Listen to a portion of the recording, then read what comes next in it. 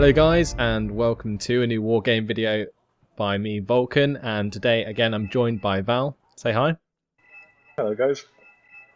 Today we have another 3 versus 3 from the Reddit tournament in the group stages. So we have Creating Cognitive Dissonance on the blue side with George S. Patton, Fadeaway and Random, and on the red side we have Refugees with Barry Dillon, Future Pro and Austrian Oak. So before we get started, what are your thoughts, Val? So this should be quite an interesting matchup. Both these teams are very good. I mean, speaking of which, we played Patton earlier today. It did not go well, so they're both good teams with some good players on them. And this should be a very good game. Looks like two red four sides again on Paddy Field, which is a very varied map and a lot of fun strategies come out on it. So we'll see what happens. Yeah, Patton and Random definitely play a lot together, so that's a matchup that is very scary for the other team. But Barry Dillon, Future Pro and Austrian Oak, they are also very veteran players in the Wargame community. They've been around for quite a while. Yeah, Barry Dillon himself is a colonel in terms of ranks. So that's going to do him some favours in this game and his team. Let's have a quick look at the lineup of units we're bringing in. You can see that Random on the top side has decided to bring in a Buratino at the start. What do you think of that? A Buratino, well, we saw it last game actually, didn't we, that we casted? And I've seen it quite a bit in these sorts of games where if you're fighting over a town area, a lot of teams start with a Buratino for that fast sort of recapture. Yes. Or you know, to use it for the capture. I mean, it depends. We'll see how it goes. What's interesting me more is the Fadeaway up on this top side started with a BU and Random. There's 2 BUs on the top side. Oh, T-72 BUs. Yes, Yeah, indeed. They're very big, strong tanks at the start of the game. That's pretty impressive. There's lots of money and not much infantry. They look to have 6 units of BTR-90s with... I mean, they could be anything, but I'd probably say something like VDV or Spetsnaz potentially. Yeah, maybe Moskaya as well. Yeah, potentially. We got probably the Spetsnaz Gru. Is that in BTR-90s, would it be? Yeah, the recon will almost certainly be Spetsnaz Gru. So they're relying... I think this is a very confident start from the blue side. If this goes downhill, they're going to lose a lot of points very quickly, and this could easily swing in the red side's favour. For instance, if those BTR-90s get caught out against what do we have on the other time? Oh my lord, a lot of helicopters on the red side. Wow, okay. That's a very ambitious start there. 3 Mi-24Ws, 2 W3U Salamandras. We got 3 DHS Mi-24Ps and 3 Mi-17s with recon infantry. So that's a very, very helicopter-focused start from Barry Dillon there. Future Pro is going to be leading the ground assault with his T-72B1s and the T-72BU with Future Pro as well. Got Tunguska and 2 books there. These guys have put a lot of money into those heavy tanks. I mean, we'll see how it goes, and if they get taken out by an anti-tank plane straight off the bat. I'm very, very surprised about how many heavy units there are on the field right now. Yeah, I mean, look at the bottom as well. Austrian Oak has brought in 2 BUs. Yeah, even the 2 MiG-25 PDs at the start, they're not exactly cheap. No, definitely not. You know, 90 points apiece just to complement their air force at the start of this game. I'm not sure what patch this got played on, but if it's been played on the most recent patch, those PDs... Oh, no, never mind, this will be. The PDs are elite because the current Wargame patch, the PDs, you can only bring them in veteran. Yeah, so that 2 veteran. Yeah, they've been nerfed since, but I think these guys are elite, aren't they? Yeah, they definitely are. So let's have a look over on this top side in India, because that seems where all the action is. Yeah. This heli rush is going to go nearly opposed, really. There's 1 Tunguska. Well, look at Barry Dillon. That's about it. Or is it Random's? Yeah, Random's forces at the top. The BTR-90s actually got sent back for a moment towards Kilo as the Mi-17s landed. So that's going to slow that push considerably, and it's going to allow these Specialny Jednotkis to get into positions. I'm kind of confused as to why all of the helicopters are moving back. Well, I assume the Tunguska, but I know it's hindsight, and he may have seen the Tunguska, but that's one Tunguska. He has 3 Mi-24Ws. He could have literally pushed straight through that, bumped straight into those BTR-90s. That would have been the crushing start that I was talking about with all those BTR-90s. That may be, but you have to remember as well, the amount of money they put into those helicopters, if they lost them to a few well-placed Tunguskas, that would be equally devastating for Red. So, but what's the point if you're just going to have them at the back? Like, it's a very cautious approach. I'm not sure I'd agree with it, but I think that might be the reasoning, because now they're bringing them round, I think, to the middle area. Quite possibly. The Su-24M there, is it going to get out alive? Yeah, just about. Yeah. And did land a nice bombing strike. I think Patton's slightly outmatched here. Fadeaway does have his BU there, but there's what, two BUs of Austrian Oak. MiG-21 though, coming in on the T-72. And it gets the kill. It got it. This is what we were talking about before with the anti tank planes. But that will go down in a revenge kill from a Buck M1, I think. Yeah, either that or the Tunguska got the kill there. But we do have infantry coming in from the bottom side from Patton, which is going to be taking over the town in Echo, which does make it very hard for the red team to contest Lima, really, with that infantry pressure in the bot side. That was a very good sort of read from Patton, I think. Moving his stuff all the way in, because I mean, we'll see how it pans out, but I think that's a very good proactive move from Patton there. A lot of times you might end up seeing people sort of play a bit more cautiously there, but they saw the amount of points that got put into that Austrian Oak sort of tank area at the top, and decided that today's the day I'm going to put those GRU in, and they did. Well, the Mi-17s have been shot down now. I think they lost another helicopter. I can't. I think it was actually just the Mi-17s. They brought them in to provide the rocket support. The Tunguskas and the OSAs, they're taking care of that. On the top side, though, I'm so surprised that Future Pros managed to get a foothold in India, and it'll be interesting to see how they use that. What was that went down? It was a MiG-27K, I think, so not a cheap plane at all. Those books they've already paid for themselves. T-72B1s from Future Pro arriving on the front lines.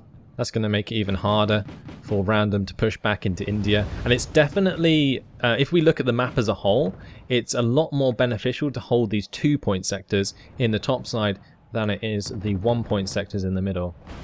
That's true, although that being said, the blue side does have control over Hotel as well. I mean, Red seemingly didn't even send anyone there, or at least very few. Yeah, they have the advantage in Hotel because literally nothing was sent there.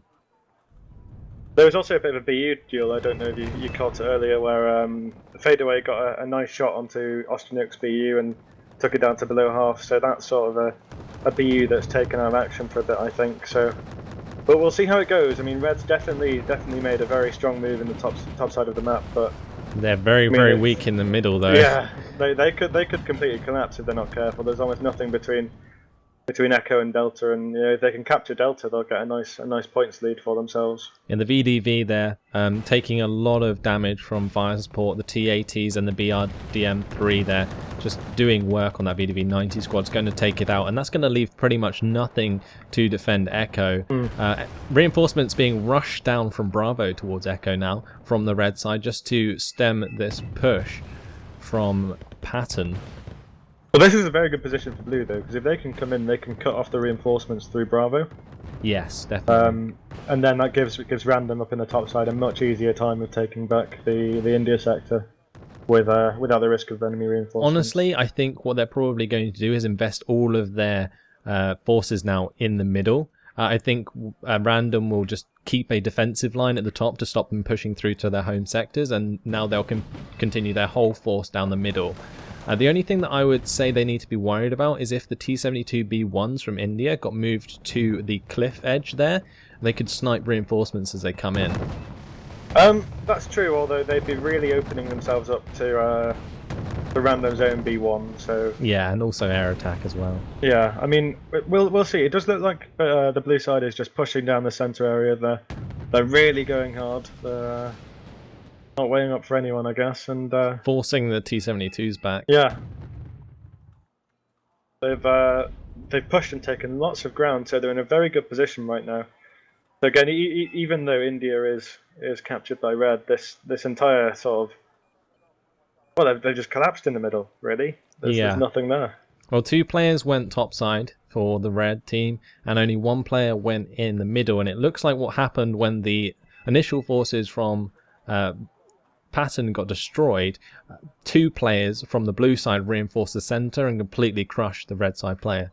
So that's allowed them to get a really good foothold, and holding Delta away from the red side is going to basically cancel out them holding India in the top side. So I think this has been a really, really good move from Patton, getting that foothold in the town in order to push up from Echo and provide the pressure needed where the reinforcements could take the place of his previously lost units. Yeah. Well, I feel the sort of, kind of what happened was Red just gave it the momentum. So when Patton took Echo, his teammates came in and swept him. Pushed all the way through. They're pushing into Delta. They're pushing on the edge of Bravo, and Red side have decided to send all their forces down to deal with it. Which, while understandable, they lost all the pressure that they'd gained on this top side of the map. Random doesn't have to bring in any forces to this top side. He can donate all of his resources down to the middle, and all those points worth of troops that are sitting up there, which is a significant amount. They've got BUs, B1s, Tunguska, and they're almost wasted in a way. I mean, they will get the 2-point bonus from it, but they've lost so much more, I think, for giving up that pressure. Yeah, that was the point I wanted to make, is that actually they probably shouldn't have reinforced India so much, because they have been, and they're not doing anything with it. Now they've got the helicopter push coming in with the Mi-24Ws. That's going to bump straight into this Tunguska M. We're going to have a look to see how much that actually does, but even at their home base at Kilo, there's 3 Igla N squads there waiting for these helicopters to come in. Yes, they're going to destroy the Igla N squad on the top side there, and the Tunguska M probably, but there's no way they're going to be able to deal with the reinforcement point bringing in instant AA. Yeah, I think so. I mean, again, I think sort of Red lost the momentum, and that's been a big problem. And actually, a very good move I just noticed as well. I think that must have been Random's Buratino, all that fire in the Bravo forest. It's just pushed all of Austrian forces back into Bravo. Yes, indeed. So also Random in the top side moved forward his MT-LBVs to soak up some of the ATGMs for his AA units that he was bringing in. So that was also a very nice move. But these DHSs in the backside are sneaking into Juliet, and I would not be surprised if they find the command unit there. Let's see if Fadeway turns off. This PD's not going to do much. No. The Fadeway is... Fadeway going to turn off his command? No, he's not. So he's going to give away the position of that. Although the Mi-24V here, coming in with the save, the Igla missiles there. They have more Igla missiles than the Mi-24Ps. So maybe he'll win out. Do it. Oh, look at this. The duel of the helicopters right there. Okay, Fadeway's finally turned off the weapons of the command, and he's moved them in the sector. That MiG-25 PD is literally doing nothing except from flying around. I think they brought it in to soak up some of the enemy anti-air missiles. Quite possibly. But he's going to have to play hide and seek with that CV at the moment. That's true. Although it looks like Barry Dillon is going to completely ignore it and head to November instead. OPU, hopefully this one will come in and actually take it down. Oh no, never mind. Couple MiG-25 RBFs coming in the middle. Big bombing run from the red side. Oh, true. That is a lot of bombs coming down. Didn't actually do too much damage. Took out a couple of infantry squads by the looks of things. Looks like a Smirch is coming in as well in this area. Although I think that's completely missed the BE, so unfortunately for red side, this is yes, it's not coming in the wrong strike. place. They damaged an MT. I don't think that's quite worth the... It's probably not what they were looking for, I think. Yeah, it's not quite worth the supply there. But the T-72BU still doing work against these infantry squads when it spots them. We've still got BTRDs there, few infantry squads, but not too many. It looks like they're going to have to spend some more money on reinforcements while they take care of the rest of the units in the top side. It does. Oh, and just to say as well, it looks like the red side did get that CV in November. Yeah, but unfortunately for them, due to the sheer map dominance the blue side has, they're still in a 1-point lead, so not much accomplished, unfortunately, for them. Looks like that Su-24M there was going for a CV snipe. And then the SU-27PU does shoot down the enemy MiG there. Well, yeah, it was a... Was that a... SU-27, I believe. Oh no, oh god, the expensive seed, the 150-point Russian seed, that's what we'll call it. MiG-25BM. There we go. Yeah. You've got the game knowledge I only dream of there. So, the T-72 on the right side, Fadeways one, is still picking off units trying to get near the bridge. And now we've got Pihota's mech coming down from Barry Dillon, but that's going to bump into some VDV-90, and they don't really match up very well. That being said, this is quite a good push up from the red side to recapture this forest, because oh, that was a very good shot onto that BU. Let's see if that does go down. But there's not much infantry from the blue side in this forest, so they'll have to be careful, because those VDV-90 on the left side could really take out that BU if they're not careful. Oh, the BU went down. Fadeways one. Oh, got hit by a side shot on the MI-24W.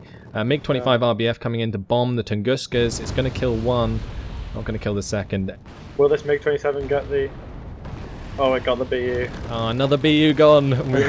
So we got The two BU's BUs down. The MiG-27 went down as well, but...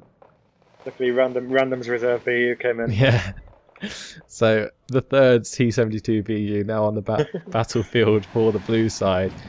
They have one on the red side as well. Austrian Oaks one.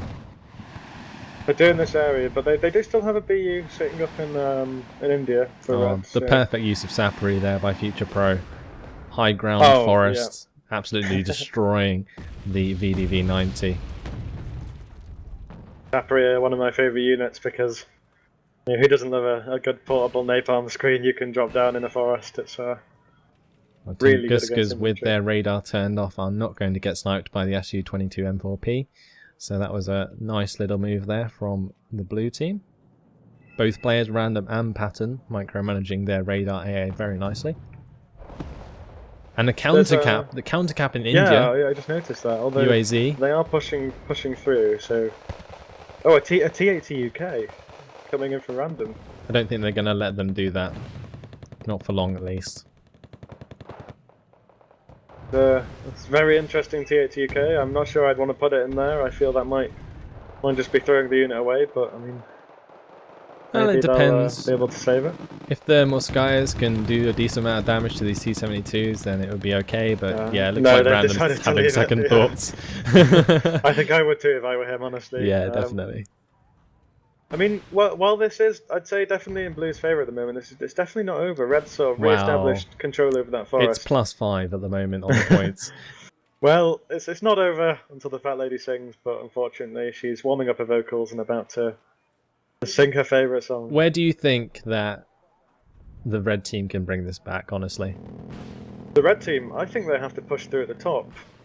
You know, they're kind of doing it now, but if they can go and interrupt this spawn point from Kilo, even for just a small amount of time, because all of the blue units are coming from Kilo, and if they can interrupt that at the top with the units they've got there, they can buy time for their units in this sort of salient, I suppose, from Bravo downwards. Yeah, but a lovely B5. Oh yeah, absolutely annihilated some of Barry Dillon's troops there. Like all of the team on the red side are fighting in that forest. You've got units from Future Pro, Austrian Oak, and Barry Dillon there. Su-27PU coming in to shoot down a couple of aircraft as well. And blue side only showing more and more dominance throughout this map, in my opinion. No, they definitely had the upper hand. I mean, again, I think it was sort of from the early decisions Red made when they sort of captured that area. I think they should have really refocused to stop Pan's push in the middle, because he really did some work there. Yeah. Again, there's full squads of infantry that have done nothing throughout this game in the top side of the map. Those books are pretty much doing nothing, as the blue side is correctly moving their aircraft to the bottom side of the map where the radar AA is not so prevalent. Yeah, so just to have a quick go through, there's I count about nearly 225 points worth of infantry in that top sector, and then you've got the BUs and the Tunguskas and the books on top of that. I mean, obviously they would have to put something in India to cap it if they wanted to keep the sector, but I feel that there could have been a bit more spent on this poor impoverished middle sector. Need some UN Oh, grants. look at this Buratino strike! The Buratino. Wow, that was a nasty Buratino. I mean, Holy crap! You were talking about what Red could do to get back in the game. I mean, it's not very likely, but you know, things like that are definitely going to help. That was very, very nice. T80UK from Random now moving up the road to Echo. I think he's possibly thinking about putting that in Delta. He may do, although they have lost control of Delta. This push from Red has been very, well, consistent and relentless, I suppose, is a good way to describe it. They've been trying to get it back. That T80UK is not taking the most safe route. I'm not sure I agree with that route. There's VDV and not... Yeah, the VDV 90 there only take one side shot to kill that. Oh, we just avoided a Conker's missile to the side as well. But you need to take care of that T72, there it goes. And then he can pretty much safely get it into Delta once he takes care of the LSDR. No RBF coming in for a bombing run. I'm not sure how much that's going to accomplish, but... Oh, MiG-27K! Oh, never mind, the MiG-27K, the stun and the knockout. It's only +1 now for the blue side. It looks like the red side is holding on to hope in this game. They're pushing across the CV into Delta as well. They'll get a point lead as well if they do that. Yes, actually, that is a very good point. If they hold Delta, that does actually put them in a +1 point lead. Oh, and Red just lost a T-72BU in India actually up in this bottom forest. Lots of fighting going on there, and a MiG-27 came in and set its less rights really. And there's unfortunately one less T-70BU in this game. So. We've lost a lot of them so far. We've lost a lot of BUs, yeah. There's a graveyard of BUs, and apparently enemy planes, because Patton's PU and I think Random's as well, they must have scored a lot of kills. What a beautiful shot from the OSA AKM. Takes down the SU-24 PU. Oh my god. What a shot. SU-24 trying to get the gun run on the UAZ. There's the radar management's too good from Future Pro. He knew what was coming. That was super cheeky there, trying to gun run that UAZ. Wow. I think he'd realised it wasn't going to work and just gave up at that point. Just wanted to go for the gun run. So the points are shifting in the opposite direction now. They've got a long way to go, but if they honestly push them back to Echo, that's going to give them the +2 lead. If they start doing stuff in hotel, like they are with the Mi-24Ws, then they could have a good chance of getting a serious point lead and bringing this back. There's still 20 minutes left in this game, so... It's definitely not over yet. Yeah, it's definitely not over now that they've stopped the bleeding there. Yeah, I mean, this. I think they're going to get that CV, aren't they? Yeah, they're going to get the commando. So that's another point lead towards the red side. Yeah. I mean, unfortunately for them, they don't really have the ground material to actually try and secure hotel because they're throwing it all into Echo. But you know, this game, like I said, it wasn't over yet, but this does still heavily favour blue. We'll have to see how it goes. So some more reinforcing tanks coming up. The Buratino is reloading and getting ready to hit this infantry moving through the topside forest at Echo. Oh, that BU's in range of those VDV 90s though. Oh, if those two squads get in line of sight, oh no, he's going to be escaped. Very, very harsh. The firing computer is resetting at the moment, which means that he can't really fire yet. So definitely the time to bring that back. A bit of a useless BU at the moment, I think, unfortunately. Look at this. Barry Dillon's deciding to bring in some reinforcements at the bottom side of the map. 2 T-72Ms, 2 T-72As, and a couple of infantry squads. It looks like they're going to try and secure that sector in order to maintain the income lead. Well, I think they realised when they flew those helicopters over, there really wasn't too much in hotel, which, well, there isn't. There's the two Conkers M squads, so they can present quite a formidable sort of opposition, but I mean, I think if Red puts their mind to it, they put in some resources, I think they can take hotel and really grab a hold back onto this game and, you know, not lose out. Although we'll have to see. I mean, again, blue still is pushing extremely hard in the middle and the top of the middle, so There's a B5 coming in from Yeah, as well. some really nice moves though coming out. We've got the LSTR doing really well against the Yuck-Yondays. Took out an entire squad on its own. Bombs coming in to take out some BDV-90 there. We also had some BTRs attacking the Spetsnaz squads, the ones with like the 4 MGs. Oh yeah. They were absolutely destroying the Spetsnaz squads from range there, which was quite interesting. You see the LSTR squad now going to deal with that Yuck-Yonday squad before it gets into the forest. It's amazing how powerful those STGs are, even though they don't have a machine gun. I do love the LSTRs. I think they're not going to unfortunately do particularly well with the fire Wonderful support, combination. MiG-25 RBF and the Buratino there to wipe out almost all the infantry. God, the thermobaric napalm as well. That was wonderful. They're doing a lot of damage now. Oh, that's truly quite painful to watch. The Buratino, fadeaways Buratino, obviously trying to get the reverse revenge Buratino out, is going to go down to some nice. Oh, the Buratino, yeah. Well placed 27k, so that's a lot of points down the drain for blue. They're still not over though. They don't have many troops in Bravo, and unfortunately for them, fadeaway is not going to stop with those recon tanks.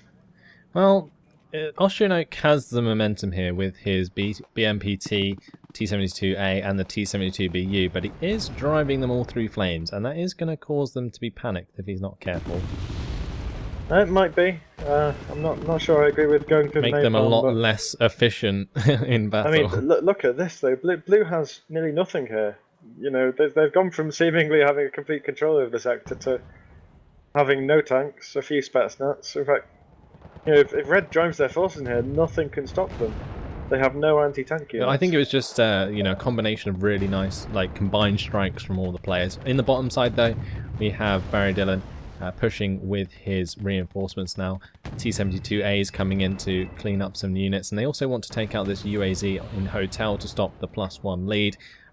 Also in the top side of India, the UAZ from Future Pro, is that going to go down to the MI-24D? I don't think it is, but that has given blue side complete control of India for the time being. More B5s coming in. Indeed. More B5s coming in, look at this. Oh, 2 B5s. I think they saw that CV from before, didn't they? Yeah, that's going right on it, I think. Oh no, they're randomly B5ing it. I'm not sure where the bomb is going in Bravo.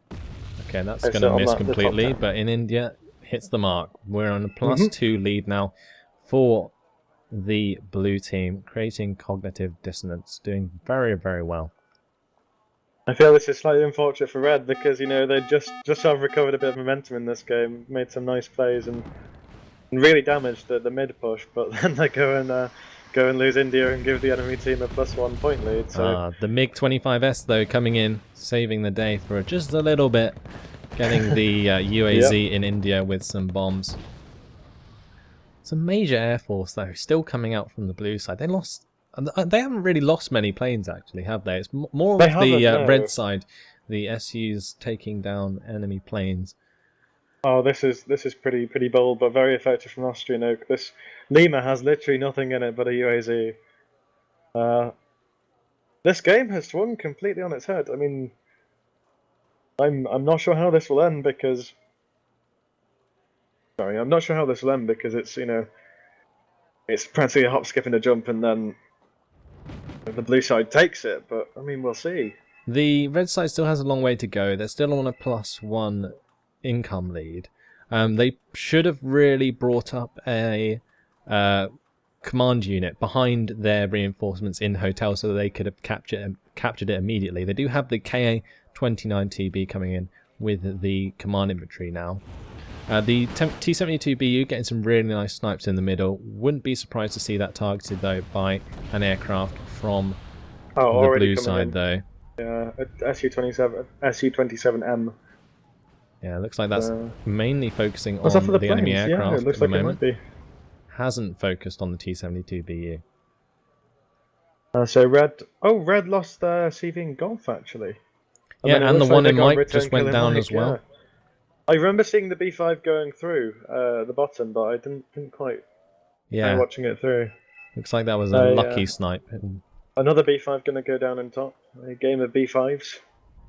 Yeah, there's a lot of interesting back and forth at the moment. But the +3 lead for the red team now. especially considering the UAZ in Lima is moving to Could be Mike in the +5 in a meantime. second. Yes, +5 lead. yes indeed. Wow, they're definitely doing well to try and bring this back. Another plane in the they got top side CV going and, down. It's hard to keep track of everything that's going on all over the map. there's lots of action on every front, really. I mean, I guess the only thing we didn't have most of the game was action in a hotel, but then, Austrian and Barry Dillon decided that wasn't to be and sent their units in. All of a sudden, we got a UAZ coming down into the top side of Echo behind these units flushing out Echo. Only one Spetsnaz unit left for the blue team in Echo after they had such a dominating presence in the area. Su-27PU is going to take down a MiG-27 from the blue side, so that's a nice move there. +7 lead now. They've got a CV back into India, and the blue side doesn't really have any. They don't have anything to back it up. I mean, they're going to decap with their own CV, but all they have now is some Su-122s and some VDV-90. So it's not looking good, honestly. With these Su-27PU went down to the Tunguska M in the bottom side. With these sorts of conquest games, I mean, you can have such a big lead, but if you lose the momentum like blue side did, then as long as there's enough time left, it's still anyone's game. It's really a game that can be varied and can swing very quickly if you're not careful what you're doing. Yeah, another beautiful combined strike there onto the Tunguska M. The Book M1 of Fadeway, unfortunately out of ammunition at the moment. Looks like that's probably going to go down very quickly to these T-72Ms from Barry Dillon. They continue pushing through. Oh, that's a nice kill from the Never. I really do like the those Never trucks, the Polish Never trucks. They've got great speed, and the Never is a very fearsome anti-air missile. Su-27M cleaning up some tanks. Oh, beautiful. And now we have a counter push in the middle. Just as I said, I like the Never. I love those as well. The Gorna Strelki and the T-72A is pushing on to the VDV-90 now with the help of the Spetsnaz. It's a very nice combination of units to push with. Mi-28 though might spoil the party. It's coming in with its AGM. It's going to kill the BTR-80 and the T-72A most likely. I think even if it does, they've still done their job. They pushed them far back enough in Lima that they've managed to regain control of Echo. That they've pushed them far enough back that they can't bring a command into Lima at any sort of current point, and they're still ticking what is 6 going down. on? Yeah, +6 at the moment for the red team, and blue side desperately pushing in India now. Look at that, they brought them up the road. The Tunguska was fast moved from spawn and almost completely suicided into the VDV-90. It looks like the blue side's definitely feeling the pressure at the moment. Spetsnaz crew just absolutely suiciding into the machine gun fire of the VDV-90. There is no way that they are going to get into the village there. I feel like Blue's having some moments of regret because they used up all their B5s earlier, I think. Well, not just that, they used up all their T-72 BUs, all their really, really strong units got taken out slowly but surely by the red side, and now the red side are exploiting it completely. This is such a swing. It's the second time we've seen this. It's a coup for the red. It's the second time we've seen this. The last game we saw, it swing one way and then completely back the other way, and it seems that it's just the amount of points. The teams don't seem to keep track of it, and then after a while it just completely bites them in the arse as the other team exploits it. It's incredible. Now a lot of the blue team's aircraft are going down. It's literally swung the complete opposite direction. The push in the middle is going the complete opposite direction, and look at that. Europe have fallen. Wow, some BM there from Austrian Oak. Lovely game. Bringing it back all the way from the brink of defeat. A minor victory there for the red side. So you can see it in the way the points are. It cost Patton and his Creating Cognitive Dissonance way too many points to push that deep into the red side territory. Also, there was a wonderful combination of strikes from the blue side. They were using all sorts of different types of aircraft, like Seed, They also had the thermobaric napalm, they had generic bombs, and also cluster munitions. And they were just destroying mass amounts of units with multiple planes rather than what the blue side were doing, just using one B5 and hoping for the best. And losing those B5s and all of those really expensive planes towards the end really cost them. And you can see it in the kills to losses there. The red team, 10,098 kills to 7,380 losses. Future Pro really doing a good job getting almost a 2-to-1 kill death. That is very impressive for a competitive game. I have to say, I've never seen a game swing so much on one brilliant play, and I think that game swung when that Buratino combined with those bombers came in the middle and completely changed the game. You know, the blue four just looked so dominant in that middle area. They had all the pressure. You know, the red four was afraid to push out of their top holdings that they'd got in India, I believe the sector is, and you know, it was absolutely brilliant. It was a coup de grace, if you will, Lewis. And they broke the momentum completely. Absolutely broke it. It was beautiful play by the red side, and yeah, it's another fantastic game. Probably the biggest swing I think I've ever seen. I thought the last game we casted was pretty crazy, but this one, wow. Yeah, it's even better because so much happening all over the map. We could barely keep track of it at one point. CVs being destroyed left, right, and center as they were trying to reinforce the sectors quick enough in order to stop that happening. But yeah, just wow. It seemed that they were just on point. Like the red side was just on point. Under so much pressure, they managed to bring it back like that, and that was just so impressive. So anyway, any last thoughts? I just say that I think we've had a really exciting game. I do feel for Pat and his team for Cognitive Dissonance, because they seem to have that one in the bag, and then it just all started going the other way. Yeah, it just all fell apart. But I guess that's what happens when you get when you get Buratino'd and bombed out. So yeah, absolutely brilliant game. And I mean, despite the loss, I still think Blue played very well. They did really well in the early game to get those advantages, and I mean, almost a shame that they threw that away. Really, with the I tell you, it almost wasn't even a misplay very often by the blue side. I think red side just came out with some very good moves. Yeah, and just a great game all around. Okay, well, hopefully we get more good games like this in the future. That was certainly beautiful to watch. But in the meantime, guys, thanks for watching. Hope you enjoyed it, and I'll see you in the next video. Goodbye. Bye.